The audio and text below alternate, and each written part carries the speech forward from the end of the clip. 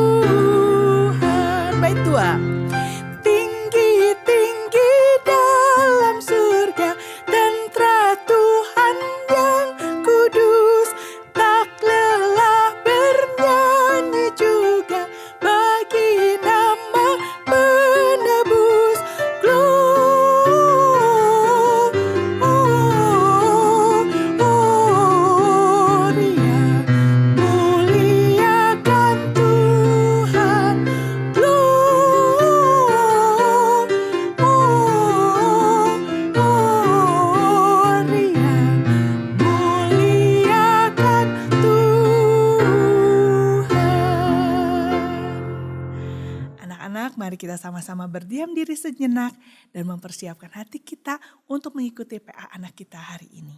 Mari kita tundukkan kepala dan berdiam diri.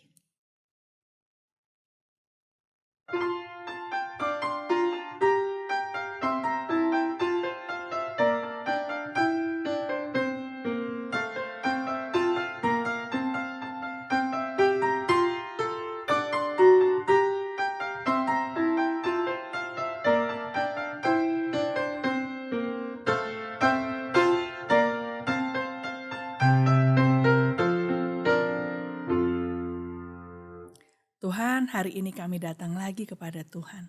Terima kasih Tuhan. Kami mau naikkan puji-pujian kepada Tuhan seperti yang lagu ini kami nyanyikan. Bahwa kami dari mana-mana mau memuji Tuhan. Karena Engkau yang memang layak dimuliakan. Engkau adalah Allah yang maha kuasa. Engkau adalah Allah yang maha kasih. Begitu besar kasih karunia-Mu dan anugerah-Mu bagi kami. Biarlah kami dengan hati yang limpah tidak berhenti-berhentinya memuji Tuhan. Tuhan tolong di dalam PA Anak hari ini, biarlah firman Tuhan boleh berbicara dengan jelas bagi setiap kami yang mendengarkan. Diingatkan kembali, disentuh kembali oleh firman-Mu. Terima kasih Tuhan Yesus, di dalam nama-Mu kami berdoa dan kami bersyukur. Amin. Ya anak-anak, mari kita sama-sama memuji Tuhan dengan lagu pujian Dari Pulau dan Benua kedua baitnya. Mari kita sama-sama menyanyikan lagu ini, setelah itu kita akan mendengarkan firman Tuhan.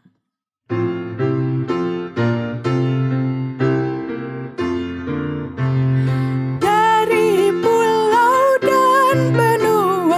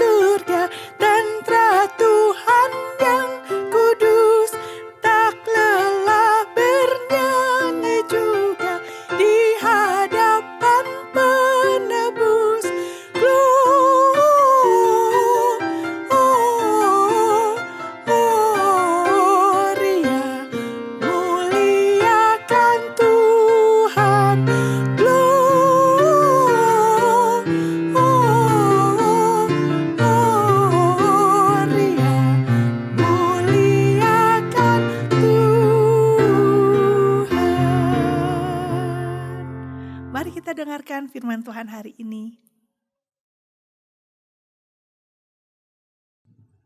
Halo anak-anak sekalian, selamat siang. Kita kembali lagi di dalam PA Anak pada siang hari ini.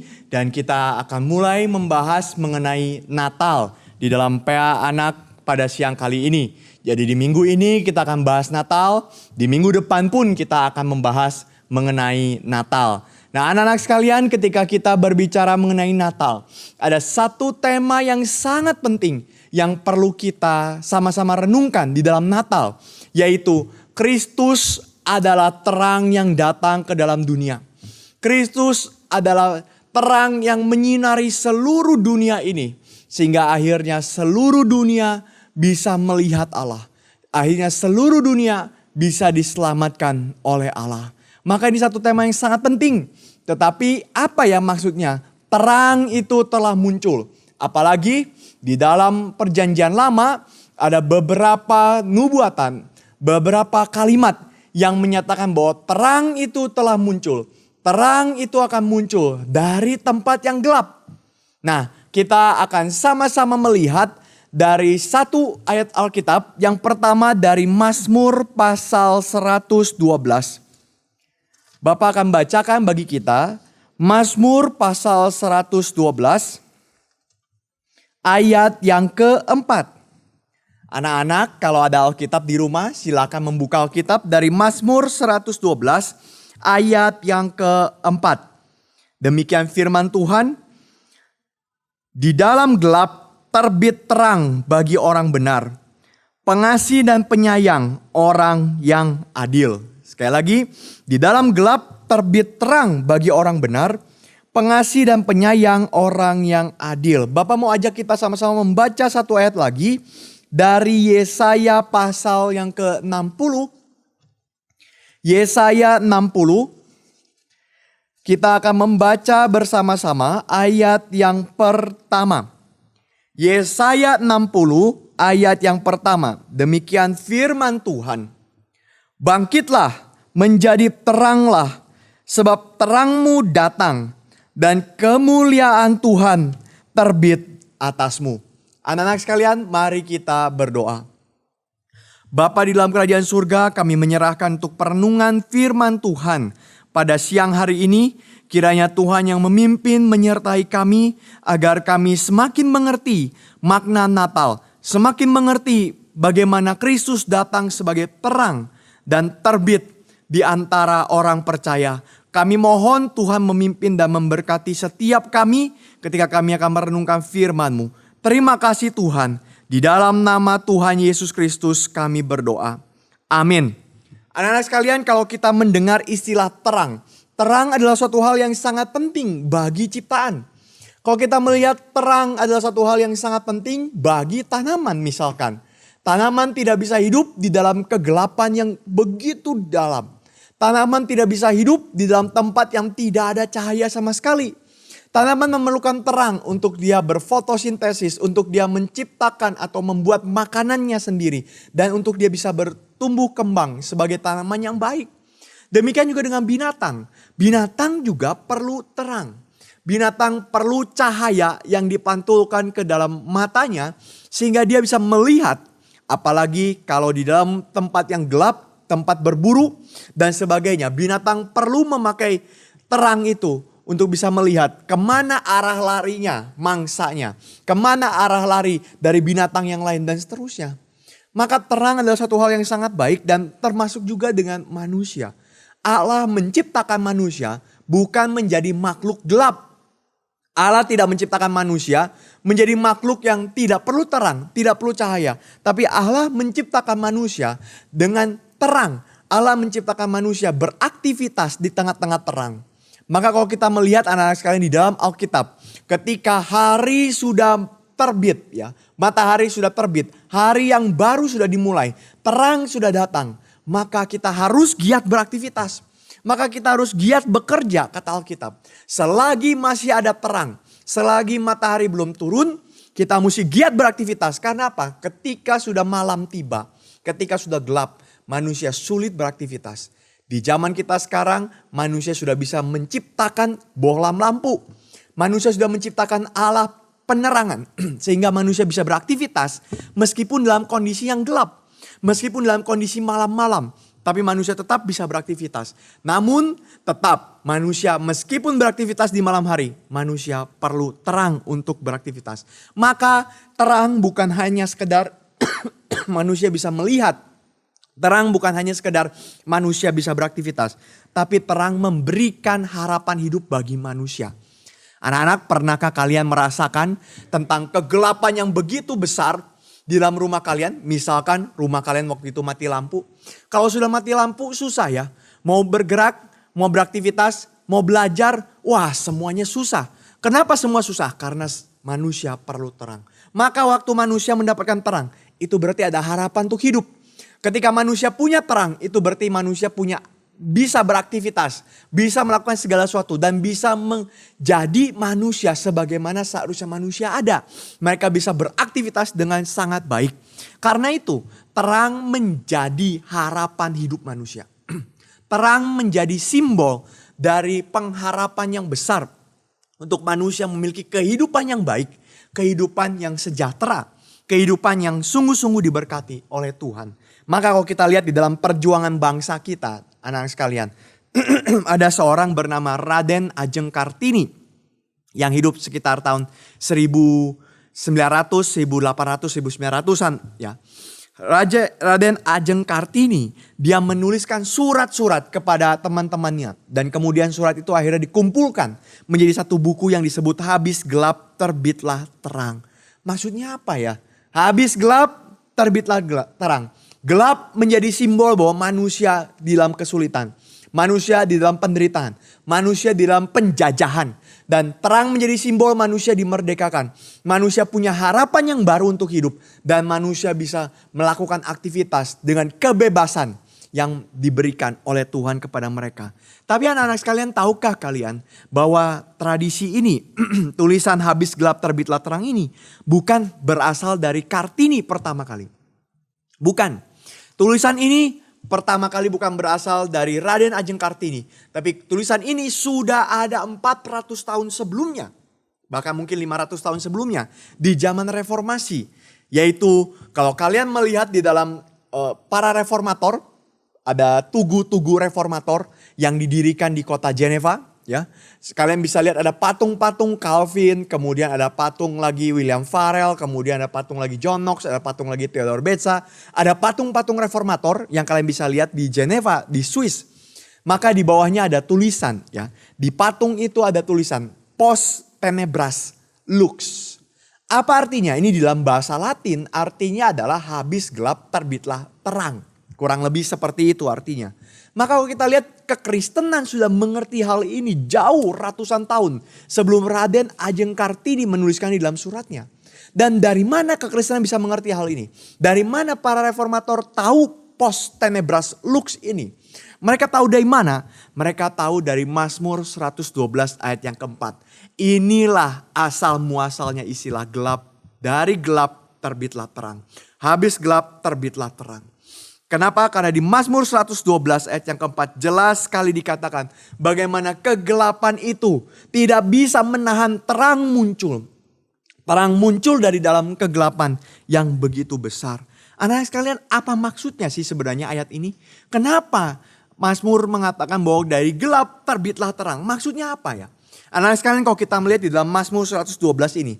Mazmur ini sedang berbicara mengenai orang benar. Siapa itu orang benar?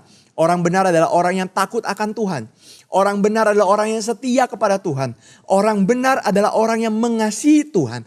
Dan mengasihi perintah-perintah Tuhan. Sehingga orang benar tidak akan mungkin melawan perintah Tuhan. Maka dijabarkan di dalam Mazmur 112 ini. Apa yang menjadi karakter, apa yang menjadi identitas dari orang benar. Yang harus ada pada diri orang benar. Dan tidak mungkin tidak ada pada diri orang benar. Dan selain itu juga anak-anak sekalian. Selain ada karakter, selain ada tanggung jawab, selain ada hal yang harus mereka kerjakan sebagai orang benar. Di dalam Mazmur 112 ini pun dikatakan mengenai berkat Tuhan kepada orang benar. Maka anak-anak sekalian kita akan bahas sedikit tentang Mazmur ini ya. Kalau kita melihat di sini dikatakan tentang karakter dari orang benar. Apa karakter dari orang benar?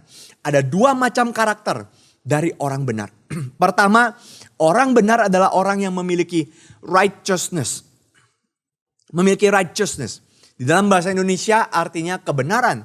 Tetapi kebenaran di sini berbeda dengan bahasa Inggris yang disebut sebagai truth. Truth dan righteousness itu dua-duanya diterjemahkan dalam bahasa Indonesia sebagai kebenaran. Tetapi dua-duanya memiliki pengertian yang sangat jauh berbeda. Di mana truth berarti memiliki pengertian. Ini secara pengetahuan, secara pengertian itu benar. Saya ambil contoh. 1 tambah 1 sama dengan 2. Ini benar tidak? Benar. Di dalam ilmu matematika di sekolah kita diajarkan 1 tambah 1 sama dengan 2. Nah, apakah ini disebut righteousness? Bukan.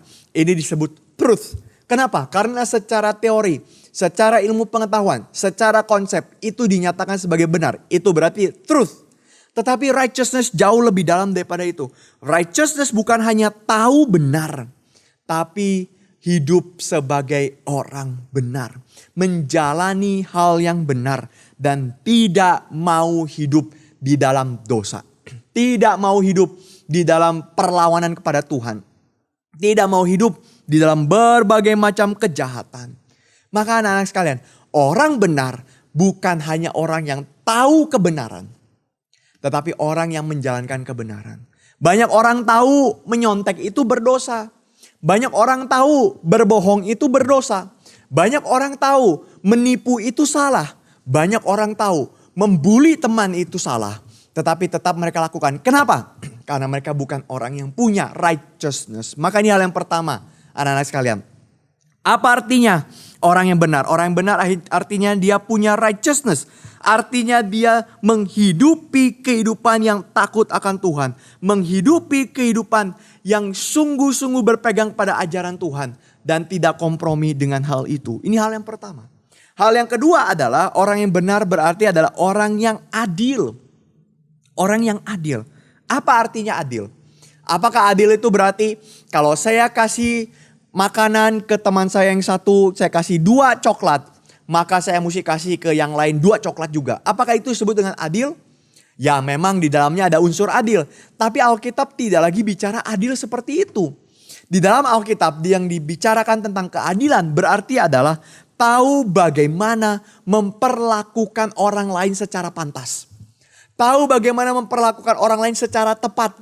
Ketika kita berhadapan dengan guru, ketika kita berelasi dengan orang yang jauh lebih tua dari kita, maka kita akan memberikan penghormatan sebagaimana seharusnya mereka terima.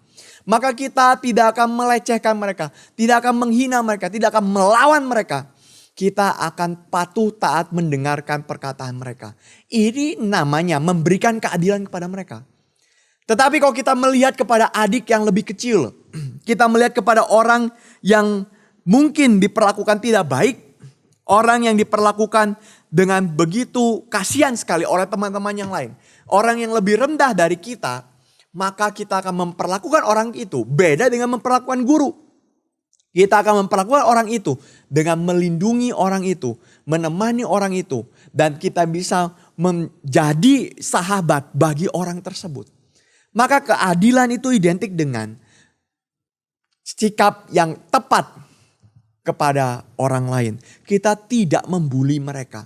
Kita tidak memanipulasi mereka. Kita tidak memanfaatkan mereka demi kebutuhan kita sendiri. Maka inilah yang disebut dengan orang yang benar. Atau di dalam Mazmur dikatakan orang yang takut akan Tuhan. Anak-anak sekalian, apa sih artinya orang yang takut akan Tuhan? Orang yang takut akan Tuhan bukan orang yang ketemu Tuhan langsung lari ya. Tuhan langsung lari. Bukan anak-anak sekalian, bukan. Orang yang takut akan Tuhan adalah orang yang tidak mau mencelakakan dan tidak mau mengecewakan Tuhan. Dia sadar bahwa hidupnya ada di hadapan Tuhan. Dan waktu hidupnya ada di hadapan Tuhan, dia tidak berani main-main dengan hidup dia. Dia tidak berani bermain-main dengan dosa. Dia tidak berani menghabiskan waktu, menghabiskan hidupnya dengan segala keegoisan, dengan segala nafsunya yang jahat. Dia tidak akan berani karena dia takut kepada Tuhan, maka dia takut mengecewakan Tuhan. Dia takut membuat Tuhan sedih. Dia takut menjadi orang yang melawan Tuhan, maka dia tunduk taat kepada Tuhan. Maka anak-anak sekalian, dari orang-orang seperti inilah Mazmur mengatakan, di dalam atau dari orang-orang seperti inilah akan terbit terang. Tuhan akan menerbitkan terang dari gelap kepada orang-orang yang seperti ini. Nah, anak-anak sekalian, kepada orang yang seperti apa? Kepada orang yang benar, yang punya righteousness. Kepada orang yang punya keadilan. Orang yang takut akan Tuhan. Tetapi sekarang kita akan masuk dalam bagian yang lain. Apa maksudnya ketika Tuhan mengatakan Tuhan akan menerbitkan terang? Apa maksudnya? Anak sekalian, Bapak mau tanya. Istilah terang di Alkitab pertama kali muncul di mana? Anak-anak tahu? Istilah terang di dalam Alkitab pertama kali muncul di mana? Ya, di dalam Kejadian pasal yang pertama. Anak-anak masih ingat apa yang terjadi di sana? Di dalam Kejadian pasal yang pertama. Di sana dikatakan bagaimana dunia waktu itu masih kacau dan belum berbentuk. Tohu fafahu. Kacau dan belum berbentuk. Apa artinya? Kegelapan menutupi seluruh samudra raya. Tidak ada ciptaan. Tidak ada apapun di dalamnya. Begitu kacau, begitu belum berbentuk dan begitu gelap gulita di dalam kondisi saat itu. Dan di dalam bahasa asli yang dipakai di dalam Alkitab anak-anak sekalian. Gelap di sini bukan seperti rumah kita yang mati lampu kemudian gelap. Oh mama papa aku gak bisa lihat apa-apa gelap. Anak-anak sekalian waktu rumah kita mati lampu kita gelap. Kita gak bisa aktivitas. Tapi bukan berarti kita akan langsung mati saat itu juga kan. Bukan berarti kita berada dalam kondisi yang paling buruk di dalam hidup kita. Waktu gelap di dalam rumah kita. Bukan. Tetapi di dalam Alkitab gelap di sini menandakan satu hal yang sangat buruk. Gelap di sini bukan hanya menandakan hal yang buruk. Tapi gelap menandakan hal yang paling buruk. Yang tidak mungkin ada hal yang lebih buruk daripada hal ini. Maka kegelapan itu adalah suatu hal yang tidak dikehendaki oleh Tuhan.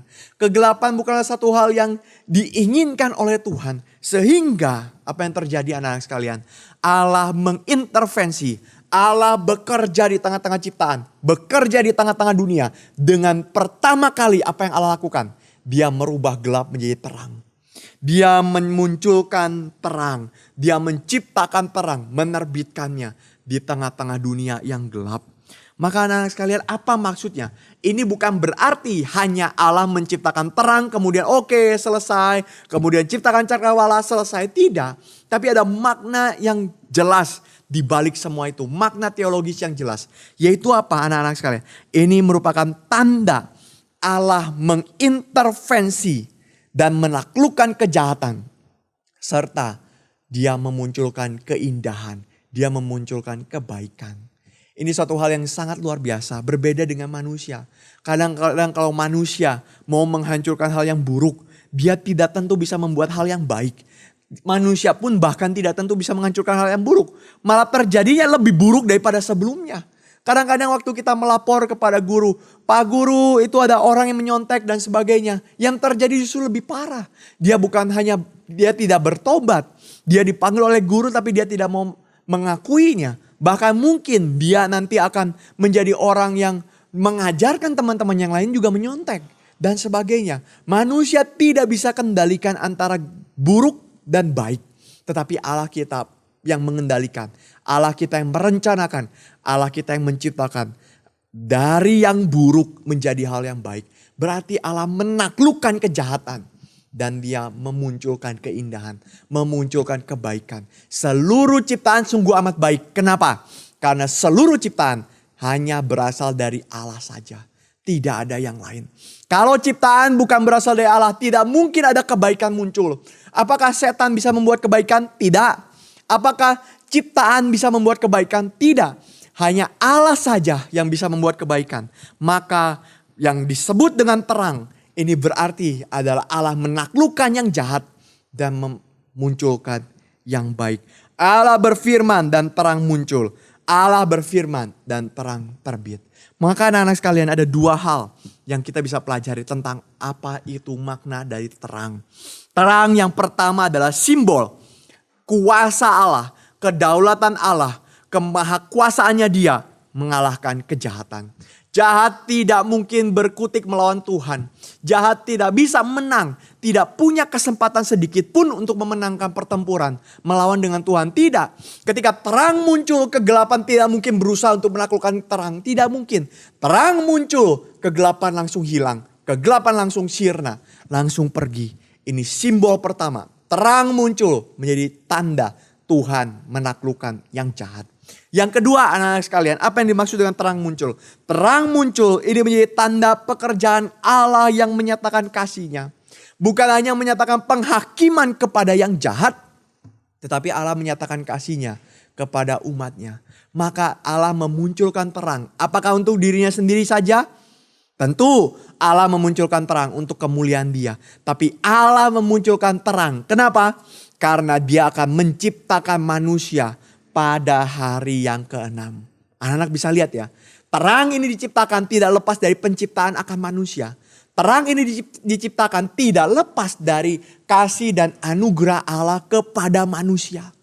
Tidak lepas dari hal itu. Maka Allah menciptakan terang bukan semata-mata ciptakan begitu saja. Tidak. Tapi Allah menciptakan terang untuk manusia menikmati Tuhan.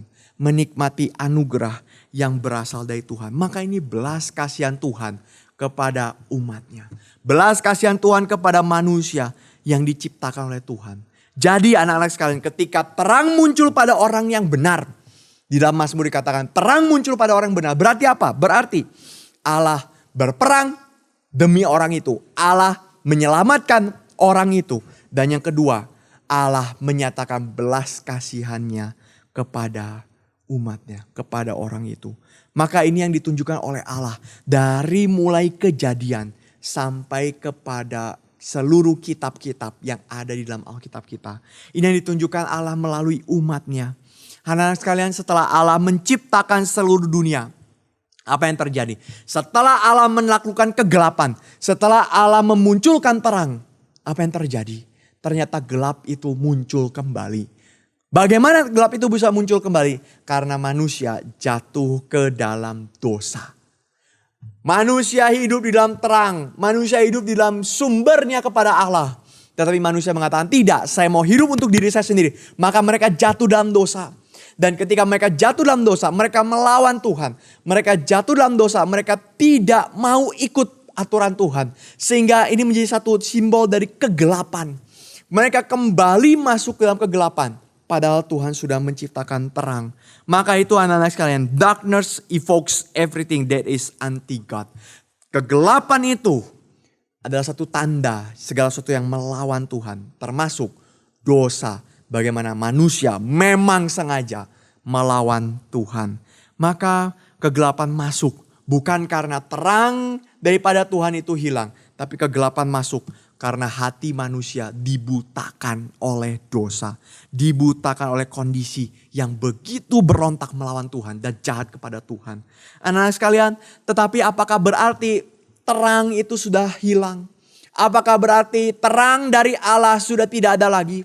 Tidak. Dalam Kejadian 3 ayat 15 jelas dikatakan bahwa Tuhan mengadakan pemisahan, pembedaan antara keturunan ular dengan keturunan dari manusia. Ini menjadi satu tanda bagaimana terang itu tetap Tuhan masukkan di dalam dunia.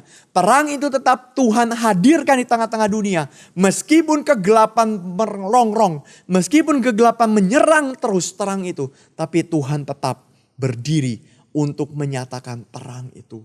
Maka anak sekalian, Tuhan menyatakan terang melalui apa? Melalui umatnya.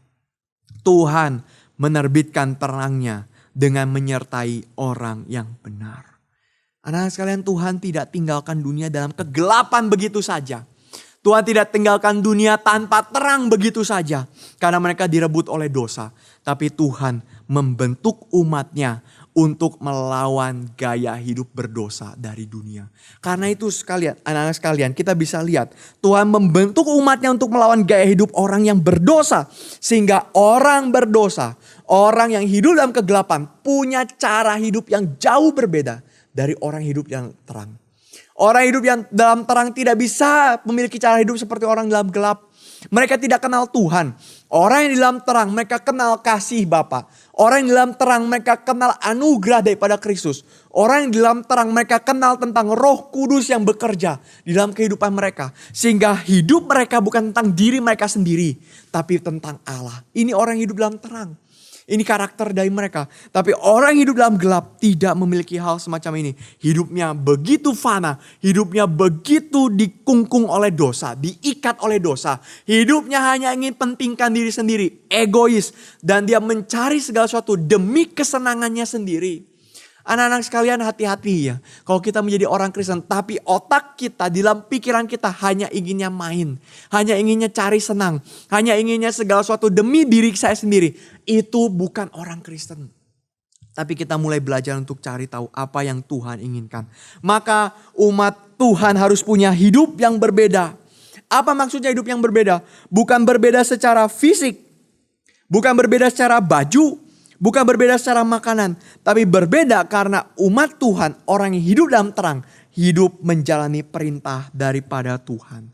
Anak-anak sekalian, waktu Tuhan memberikan perintah, ini bukan seperti buku petunjuk ya. Anak-anak pernah mungkin beli satu mainan atau apapun itu, HP, TV atau apapun itu ya. Kadang-kadang kan kalau ada mainan dan sebagainya begitu ya, ada buku petunjuk. Nah, buku petunjuk itu apa? Oh, saya mesti jalankan ini. Kalau saya jalankan buku petunjuk ini, saya jalankan. Oh, bagaimana caranya menyalakan? Seperti ini, seperti ini. Oh ya, oke, saya nyalakan. Kalau saya tidak baca ini, apakah saya bisa nyalakan alat ini? Mungkin bisa kalau kita sudah pernah menyalakan sebelumnya. Kalau kita sudah pernah pelajari sebelumnya, mungkin bisa anak-anak sekalian. Tetapi anak-anak sekalian, firman Tuhan tidak seperti itu. Tuhan kasih buku petunjuk bagi kita untuk bisa hidup. Oh Tuhan, saya gak perlu baca ini, saya mau jalani hidup saya sendiri. Ya mungkin saja saya bisa jalani hidup. Tidak anak-anak sekalian. Tuhan berikan perintah, Tuhan berikan firman kepada manusia. Itu menjadi tanda bahwa firman ini bicara hidup dan mati. Anak-anak sekalian, firman Tuhan jangan sekalipun kita hina. Firman Tuhan jangan sekalipun kita anggap enteng, anggap remeh. Saya bisa hidup tanpa firman Tuhan.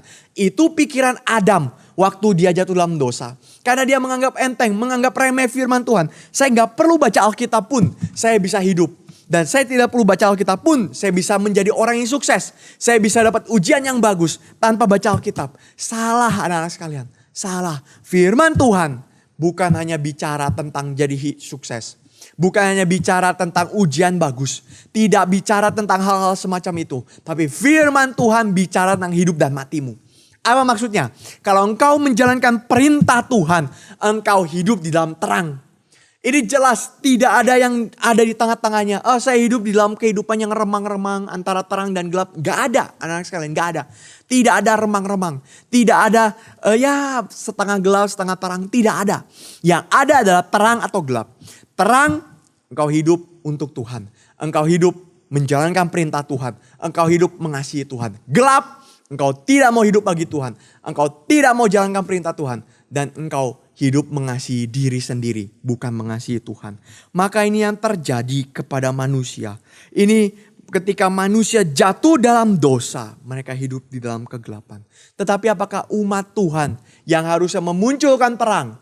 Umat Tuhan yang harusnya menjadi saksi terang. Apakah mereka berhasil? Jawabannya tidak. Mereka pun gagal. Bahkan Alkitab katakan mereka jauh lebih jahat dari manusia yang berdosa. Anak-anak sekalian, ini ironis yang sangat besar. Mereka sudah lihat penyertaan Tuhan. Mereka sudah lihat belas kasihan Tuhan. Mereka sudah lihat pekerjaan Tuhan yang begitu besar. Mereka sudah lihat berbagai macam hal. Tapi tetap saja mereka jatuh dalam dosa. Betapa banyaknya Tuhan menyatakan diri kepada orang Israel. Tapi anak-anak lihat, mereka tetap menyembah berhala, bukan? Inilah fakta dari manusia berdosa. Manusia berdosa adalah makhluk yang selalu mencari tentang kesenangan diri sendiri. Raja-raja mereka, raja-raja Israel tidak bertindak adil. Nabi-nabi di dalam Israel banyak yang memberitakan Injil palsu. Dan para imam menindas umat demi diri mereka sendiri. Inilah umat yang hidup di dalam dosa. Anak sekalian, Bapak mau tanya, berapa banyak engkau sudah tahu Yesus mati bagimu? Berapa banyak engkau sudah tahu kisah-kisah tentang kasih Tuhan, kebaikan Tuhan, dan segala macam hal yang Alkitab nyatakan tentang pekerjaan Tuhan yang besar. Tapi mengapa engkau masih hidup dalam dosa? Mengapa engkau masih berbohong? Mengapa engkau masih berani untuk menyontek? Mengapa engkau masih berani melawan Tuhan dan mengabaikan firman Tuhan? Anak sekalian, inilah fakta dari keberdosaan manusia. Berapa banyak orang yang tahu Allah menyertai, tapi tetap hidupnya sembarangan. Maka inilah gelap. Gelap itu masuk dan manusia menjadi aktor utama yang melawan Allah. Maka anak-anak sekalian, di dalam Yesaya pasal yang ke-60, kita melihat ada pengharapan, ada secerca pengharapan muncul. Ketika umat Tuhan di dalam kegelapan, di dalam dosa, mereka harusnya mencerminkan Tuhan, mereka harusnya menjadi saksi Tuhan, mereka harusnya memuliakan Tuhan di dalam hidup mereka. Tapi mereka justru menjadi orang-orang yang juga masuk dalam kegelapan. Tuhan buang mereka ke Babel. Tuhan buang mereka dijajah oleh Media Persia. Tuhan buang mereka selama 70 tahun.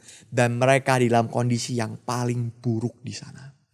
Mereka mendapatkan kondisi paling buruk bukan hanya karena Tuhan hukum mereka. Tapi dosa sudah menguasai mereka. Maka anak-anak sekalian, ada harapan yang ditulis dalam Yesaya 60. Ini merupakan nubuatan dari Yesaya. Saat itu di dalam Yesaya 60, waktu itu ya gambaran penulisannya atau konteksnya.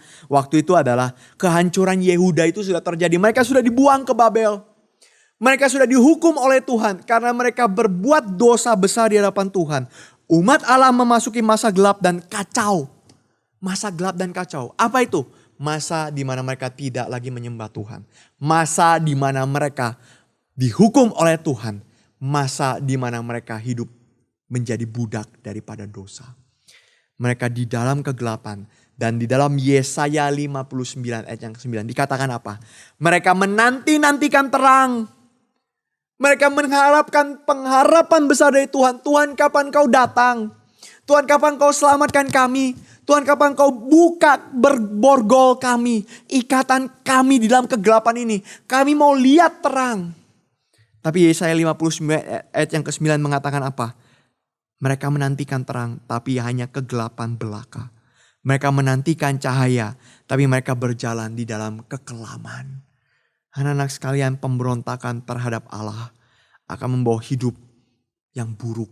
Bahkan digambarkan dengan kematian di dalam Alkitab. Anak-anak sekalian, di dalam Roma pasal yang ke-6 ayat yang ke-23. Roma pasal yang ke-6 ayat yang ke-23. Bapak akan bacakan bagi kita. Roma 6 ayat yang ke-23. Di sini dikatakan sebab upah dosa ialah maut. Tapi karunia Allah ialah hidup yang kekal di dalam Kristus Yesus Tuhan kita. Upah dosa adalah mati. Upah dosa adalah maut. Mendapatkan hukuman Allah yang paling besar. Upah dosa adalah mereka ditelan oleh dosa itu sendiri. Yang menghancurkan hidup mereka. Anak-anak sekalian, apakah di sini Tuhan kalah? Apakah di sini terang telah pudar? Anak-anak, jawabannya tidak. Anak-anak, kitab suci jelas mengatakan ketika terang dan gelap itu beradu. Coba anak-anak cek di dalam Alkitab. Tidak pernah sekalipun dikatakan gelap gelap mengalahkan terang. Tidak ada. Anak-anak sekalian, ketika terang dan gelap itu beradu, tidak ada kesempatan bagi gelap untuk menang. Tidak ada kesempatan bagi gelap untuk mengenyahkan terang. Karena setiap kali ayat Alkitab mengatakan tentang terang, kegelapan tidak mungkin berhasil mengalahkan terang. Maka terang itu akan datang dan terang itu akan otomatis menghancurkan gelap. Apa itu terang? Ketika Allah mengerjakan rencana keselamatannya. Ketika Allah memberikan pengharapan kepada manusia di dalam dosa. Ketika Allah melepaskan mereka dari belenggu iblis. Yesaya 58 ayat yang ke-8 mengatakan, pada waktu itulah terangmu akan merekah seperti fajar dan lukamu akan pulih dengan segera. Kebenaran menjadi barisan depanmu dan kemuliaan Tuhan barisan belakangmu. Ini pengharapan Allah untuk memulai rencananya. Apakah Tuhan membiarkan umatnya di dalam dosa? Apakah Tuhan membiarkan dunia di dalam kegelapan? Jawabannya tidak, anak-anak sekalian. Terang itu terbit sebagaimana Tuhan pernah mengalahkan kegelapan di dalam penciptaan. Sebagaimana Tuhan pernah menerbitkan terang di dalam penciptaan. Demikian Tuhan menerbitkannya saat ini. Ketika Sang Juru Selamat itu lahir. Ketika Sang Juru Selamat itu turun ke dalam dunia. Dialah yang akan menaklukkan kuasa dosa itu. Dan dialah yang akan memulihkan umatnya. Ia datang. Kristus datang. Merendahkan diri. Kristus datang dengan terlihat seperti yang kalah. Kristus datang tidak adu kuasa. Tidak siapa lebih hebat antara aku dan gelap. Siapa lebih berkuasa antara aku dengan setan. Tidak. Kristus datang. Dia adalah terang sejati. Tetapi dia datang di dalam satu kondisi merendahkan diri. Dia tidak datang dengan sengaja menyatakan kemuliaannya. Tapi dia datang malah mati dengan sangat hina di atas kayu salib. Kematian yang paling hina yang tidak ada satu orang pun mengimpikan untuk mati di sana. Tidak ada satu orang pun akan membayangkan untuk mati di atas kayu salib yang hina, jelek dan tidak ada gunanya itu. Anak sekalian, kenapa Tuhan mau datang ke sana? Kenapa terang itu tidak menguasai seluruh dunia dan langsung membangkitkan dunia ini tanpa harus lewat salib? Kenapa harus lewat salib? Anak sekalian, kenapa? Karena perhatikan, manusia perlu diangkat dari titik terendah itu.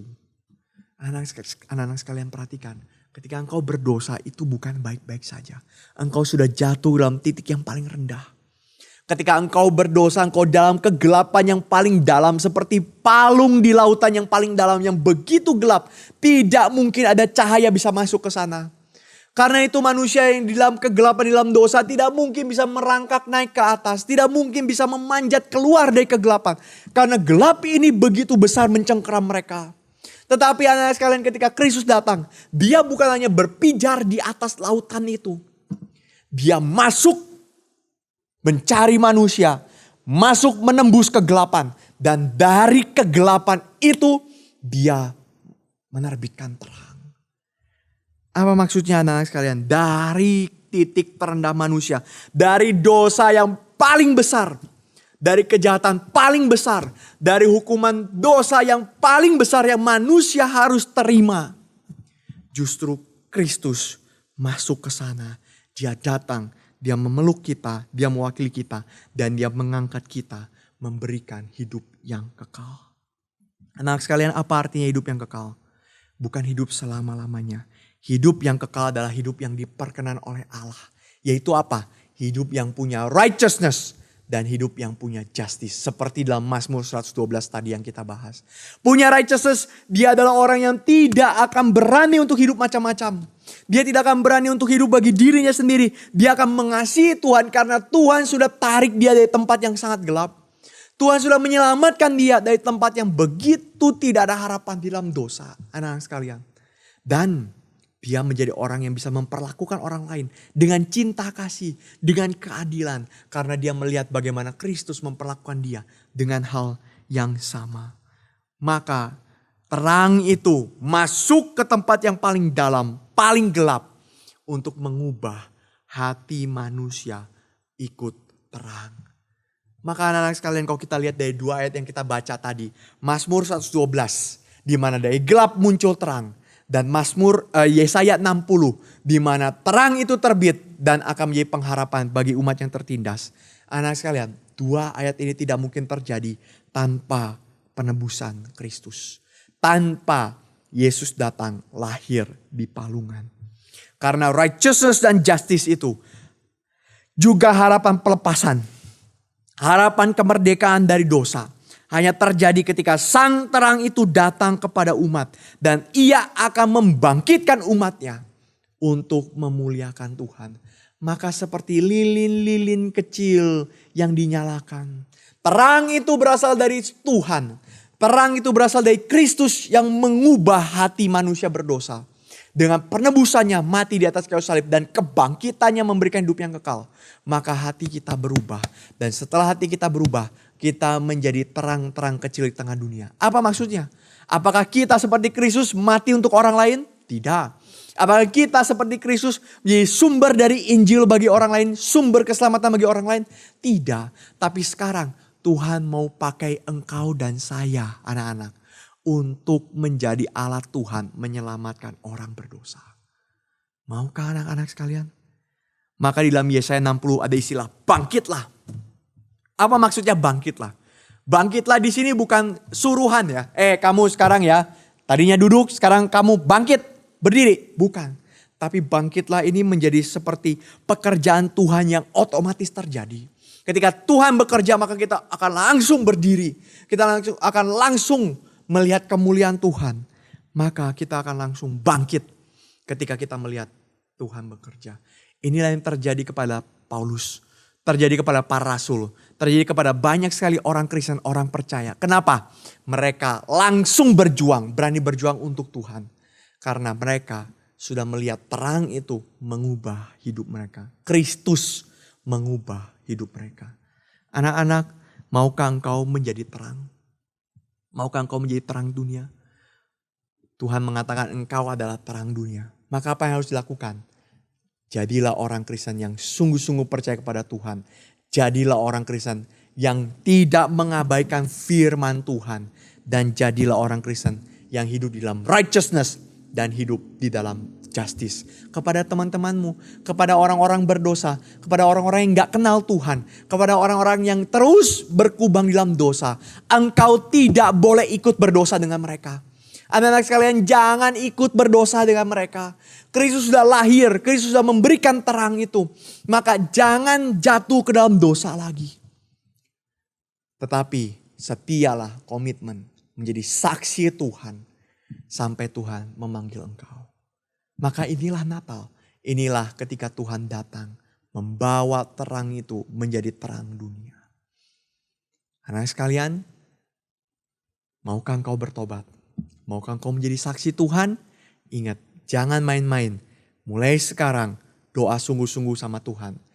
Berkomitmen, saya mau jadi terang Tuhan seumur hidupku. Saya mau jadi saksi Tuhan dimanapun Tuhan tempatkan. Meskipun saya dianiaya, meskipun ada orang membuli, ada orang menghina. Tapi saya tetap mau ikut apa yang Tuhan ajarkan, apa yang Tuhan perintahkan dalam hidup kita. Amin. Mari kita berdoa.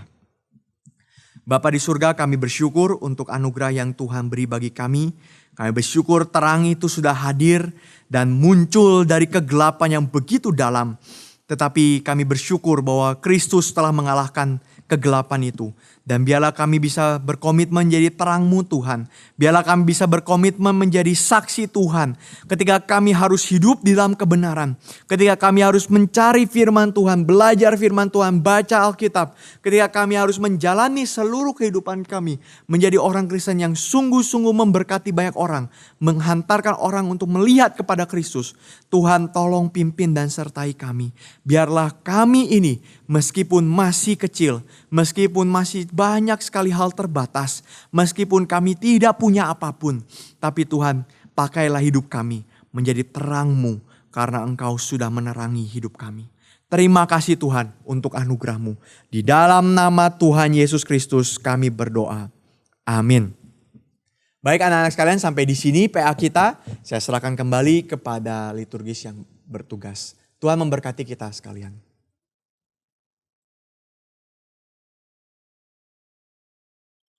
Anak-anak bersyukur untuk firman Tuhan yang masih kita bisa dengarkan hari ini. Mari kita sama-sama memuji nama Tuhan. Tuhan yang adalah juru selamat kita. Tuhan yang adalah penebus kita. Mari kita sama-sama memuji nama Tuhan dengan bangkit berdiri. Semua adik-adik di rumah, anak-anak di rumah. Kita nyanyi puji Tuhan dengan bangkit berdiri. Lagu pujian dari Pulau dan Benua, kedua baitnya.